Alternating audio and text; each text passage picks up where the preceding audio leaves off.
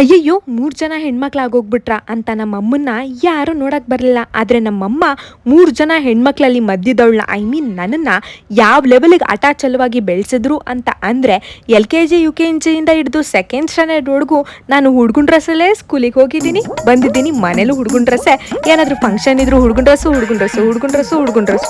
ಆಗಿನ ಕಾಲ ಜನ್ರೇಷನಲ್ಲಿ ಈ ಥರ ಎಲ್ಲ ಭೇದ ಭಾವ ಮಾಡ್ತಾ ಇದ್ರು ಅನ್ನೋದನ್ನ ಒಪ್ಕೊಳ್ಳೋಣ ಅಪ್ಪ.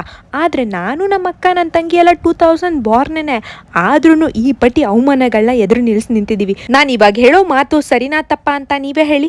ಹೆಣ್ಣು ಹುಟ್ಟಿತ್ತೆಂದು ದರಿದ್ರ ಅನ್ನ ಬೇಡ, ಹೆಣ್ಣಿಂದಲೇ ನಿನ್ನ ಮನೆ ಬೆಳಗುತ್ತಿರುವುದು ಮರೆಯಬೇಡ. ನಾವ್ಯಾಕ ತಲೆ ಕೆಡಿಸ್ಕೊಳ್ಳೋಣ? ಅವ್ರ ಮನೆ ದೋಸೆ ತೂತು, ನಮ್ಮ ಮನೆ ದೋಸೆ ತೂತೇ ಇರಲ್ಲ. ದುಶ್ಮನ್ ಕಹಾ ಅಂತ ಅಂದರೆ ಬಗಲ್ ಮೇ ಹೇ. ನಿಮ್ಮ ಅಕ್ಕಪಕ್ಕನೇ ದುಶ್ಮನ್ಸ್ಗಳಿರ್ತಾರೆ, ನಿಮ್ಮ ಸರೌಂಡಿಂಗಲ್ಲೇ ದುಶ್ಮನ್ಸ್ಗಳಿರ್ತಾರೆ. ಅವ್ರ ಮುಂದೆ ನೀವು ಹೆಚ್ಚು ಬೆಳಿಬೇಕು.